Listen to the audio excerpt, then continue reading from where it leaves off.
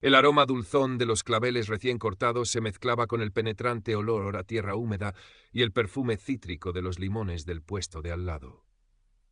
El mercado de la Esperanza bullía con la cacofonía matutina de cualquier día entre semana en el corazón de Sevilla. El arrastrar de carros, el pregón de los tenderos, las risas y las discusiones animadas sobre el precio del pescado o el último partido del Betis. Isabel Isa Moreno, con el delantal manchado de polen y pequeñas hojas verdes, ordenaba con esmero un ramo de margaritas blancas. Sus manos, ágiles y fuertes a pesar de su aparente delicadeza, se movían con la precisión de quien conoce bien su oficio. Su puesto, el jardín de Isa, era un pequeño oasis de color y fragancia en medio del trajín. Doña Carmen, desde su puesto de frutas y verduras contiguo, una mujer robusta de sonrisa fácil y ojos vivaces, le tendió un vaso de plástico con café caliente. «Toma, Isa, hija, que hoy hace fresquito y tienes que entrar en calor». Isa le dedicó una sonrisa tímida, sus grandes ojos oscuros, herencia de alguna abuela gitana, brillando con gratitud. «Gracias, doña Carmen».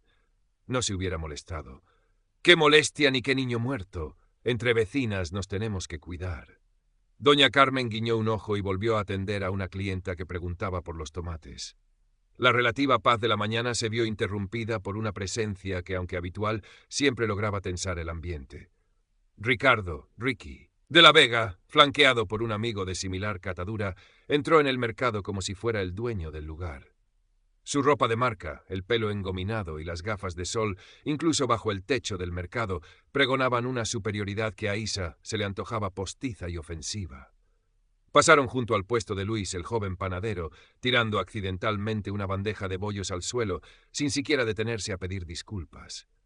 Luis, pálido, solo atinó a recogerlos con manos temblorosas. Ricky y su compinche se detuvieron frente a el jardín de Isa. El amigo, un tal Borja, soltó una risita burlona. Ricky se quitó las gafas de sol lentamente, sus ojos claros recorriendo el puesto con una mueca de desdén antes de fijarse en Isa. «Vaya, vaya, la florecilla del mercado», dijo con una falsa amabilidad que a Isa le helaba la sangre. «¿Qué tenemos hoy por aquí?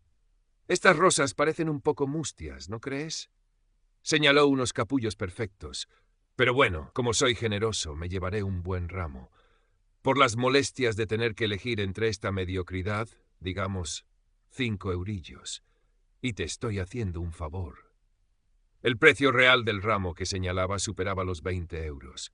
Isa sintió la bilis subirle por la garganta. Sus manos se apretaron. Quería gritarle que se largara, que sus flores eran las más frescas del mercado, que era un ladrón y un sinvergüenza. Pero las palabras se ahogaron en un nudo de miedo y prudencia. Sabía quién era Ricky de la Vega y quién era su familia. Un susurro, una queja, y podría perder su licencia, su puesto, su único sustento. «Está bien», musitó, bajando la mirada mientras preparaba el ramo con manos torpes, sintiendo la mirada condescendiente de Ricky y la risita de Borja clavadas en su nuca. Doña Carmen, desde su puesto, observaba la escena con el ceño fruncido y una profunda preocupación en los ojos. Isa recogió los 5 euros, que Ricky dejó caer sobre el mostrador como si fueran limosna, y vio cómo se alejaban, pavoneándose. La humillación le quemaba por dentro. Los días siguientes se convirtieron en una lenta tortura. Ricky parecía haber encontrado en Isa su entretenimiento particular. Casi a diario pasaba por su puesto para lanzar algún comentario despectivo, ya fuera sobre sus flores, su ropa o su forma de hablar. «Ese delantal te hace parecer una chacha, florecilla. ¿O todavía vendiendo estas hierbas mustias? Deberías dedicarte a otra cosa, algo más adecuado para ti». A veces, accidentalmente, volcaba un cubo de agua, arruinando algunas plantas, o tiraba al suelo pétalos y hojas, obligándola a limpiar mientras él la observaba con una sonrisa burlona. Isa intentaba ignorarlo, refugiándose en su trabajo, en el cuidado meticuloso de sus flores. Pero la procesión iba por dentro. Cada noche llegaba a su pequeño apartamento en Triana, con un nudo en el estómago y una opresión en el pecho. Luis, el panadero, a veces le ofrecía una mirada de simpatía, pero rápidamente la desviaba si Ricky estaba cerca. El miedo era un manto pesado que cubría a los demás comerciantes. Un día, tras una humillación especialmente hiriente, Isa se armó de valor y le comentó la situación a doña Carmen en voz baja. «¿No podría, no sé, denunciarlo? Hablar con el gerente del mercado».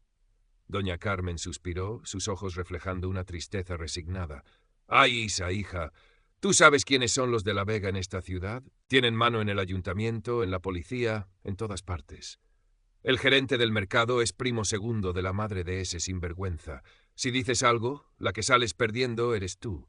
Te buscarán las vueltas, te pondrán multas por cualquier tontería, te harán la vida imposible hasta que te vayas. Es mejor agachar la cabeza a veces, aunque duela el alma.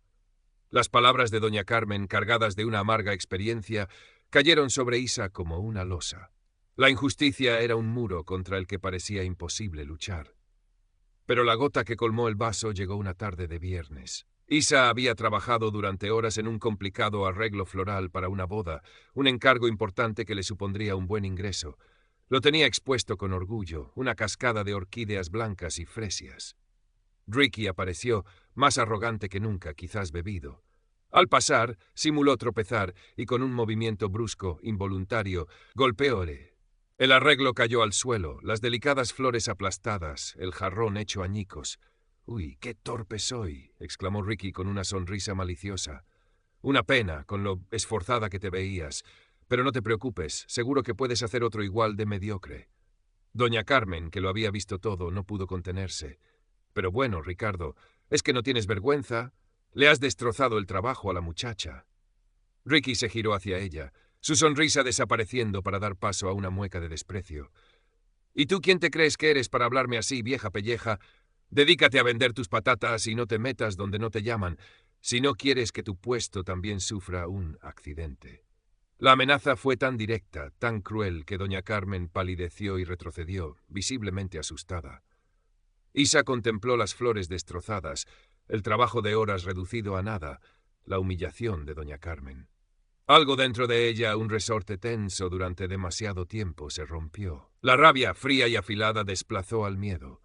Levantó la vista y miró a Ricky directamente a los ojos, una mirada que él no esperaba, cargada de una intensidad que lo hizo titubear por un instante. Esa noche, en la soledad de su apartamento, el eco de las palabras de su padre resonó en su mente con una claridad nueva. La mejor pelea es la que se evita, Isabel. Pero si te acorralan, si intentan pisotear tu dignidad o la de los tuyos, entonces tienes que saber plantarte. No para buscar el daño, sino para defender lo que es justo. Que sepan que la rosa también tiene espinas. Recordó las tardes de su adolescencia en el pequeño patio trasero, cuando su padre, un hombre tranquilo pero con un pasado de boxeador aficionado, le enseñaba movimientos de defensa personal, llaves, cómo usar la fuerza del oponente en su contra.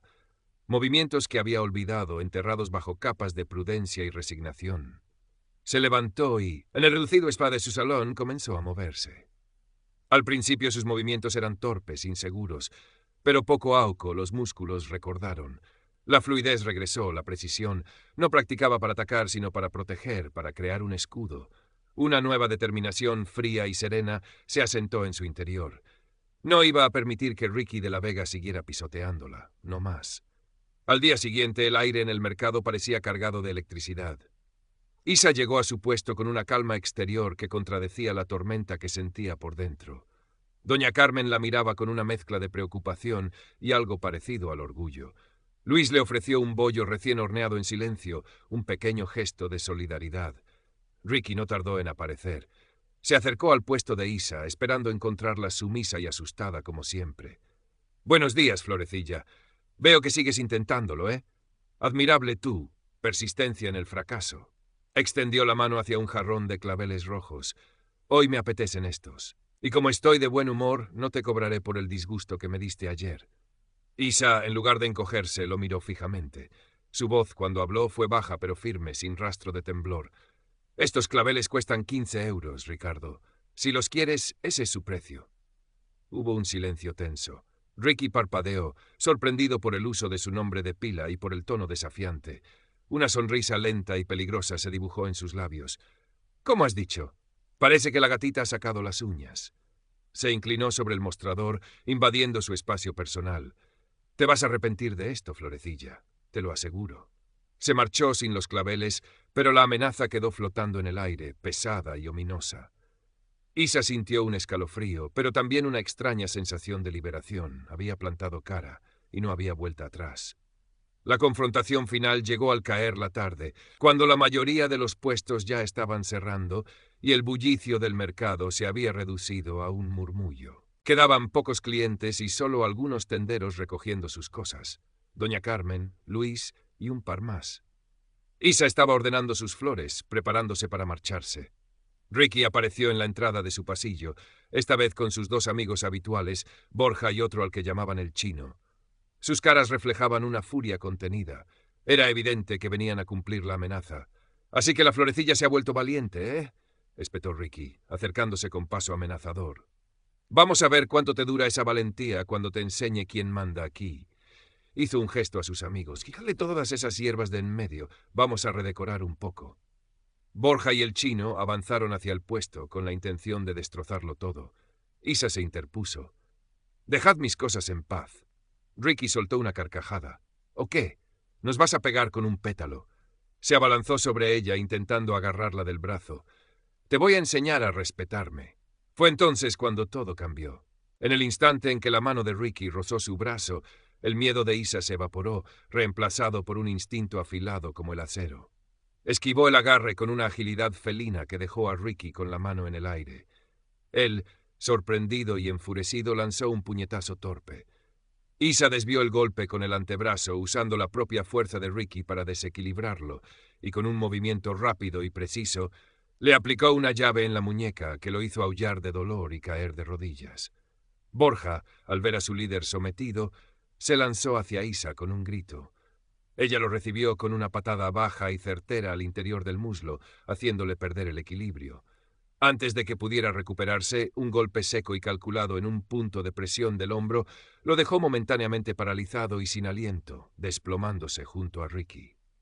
El Chino, que había observado la escena con la boca abierta, intentó huir, pero Isa, anticipando su movimiento, lo interceptó con un barrido de piernas que lo envió de bruces al suelo.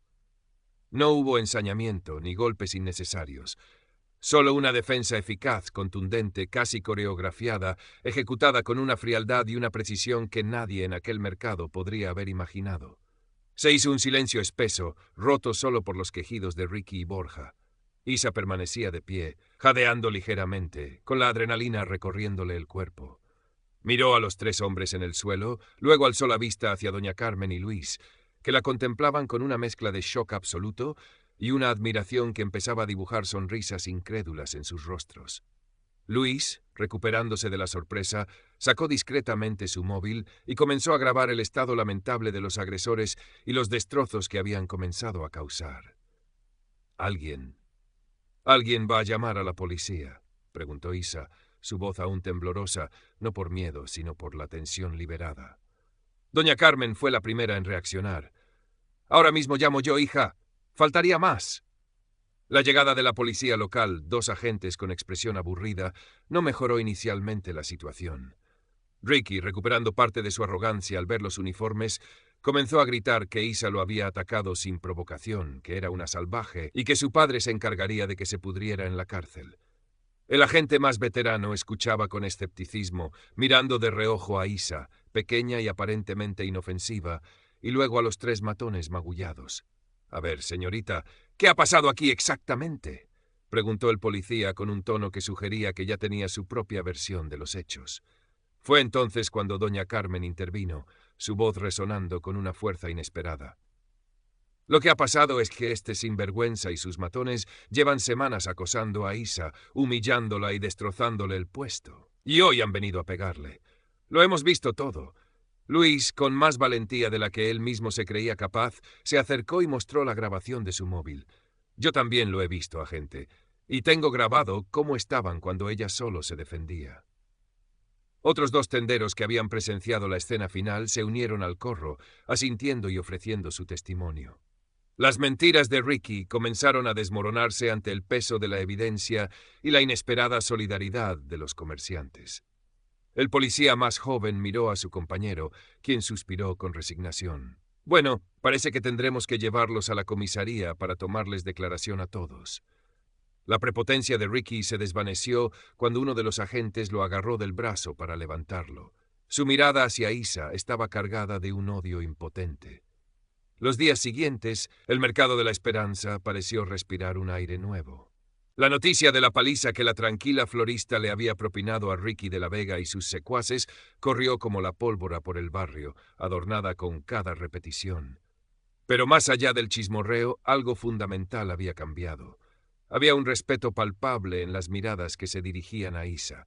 Los otros vendedores la saludaban con una calidez distinta, una mezcla de admiración y gratitud. Luis le llevaba el pan cada mañana sin falta, y doña Carmen la colmaba de atenciones. Se rumoreaba que la familia de la Vega estaba moviendo todos sus hilos para minimizar el escándalo, para que el asunto